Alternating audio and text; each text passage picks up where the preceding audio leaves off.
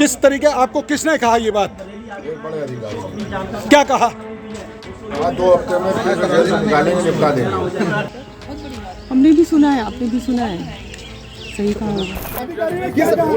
माननीय chief justice को और इलाहाबाद के चीफ जस्टिस को और माननीय मुख्यमंत्री को मेरा बंद लिफाफा पहुंच जाएगा अगर मेरी हत्या होती है तो। क्या होगा उस बंद लिफाफे में? उसका नाम होगा जिसने धमकी दिया है। अच्छा, धमकी दी है? क्या धमकी दी है, एक बार बता दीजिए।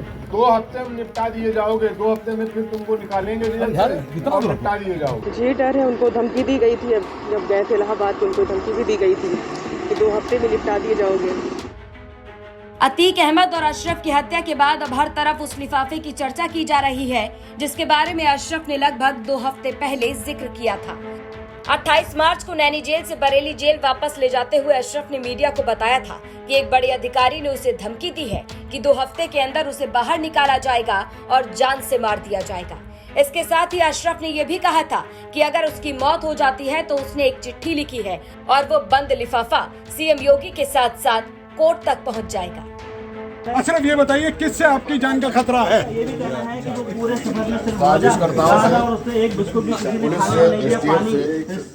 किस तरीके आपको किसने कहा ये बात? एक बड़े अधिकारी क्या कहा?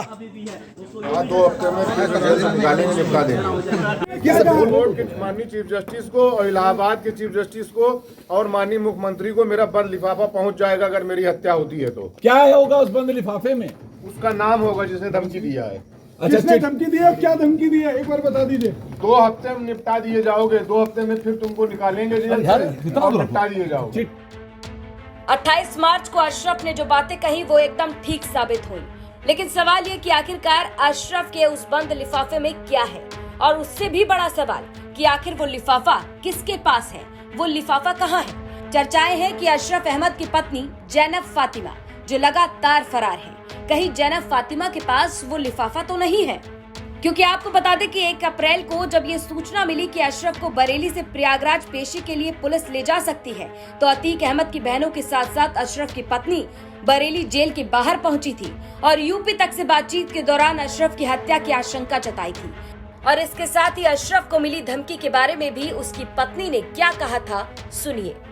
अशरफ ने कहा था कि मुझे निकाला जाएगा और मुझे नुकसान पहुंचाया जाएगा, और इस एक पुलिस अधिकारी के ऊपर भी कहा था कि वो उन्होंने मुझे बताया है। आप इस बारे में पूरे मामले को लेकर क्या कहेंगे?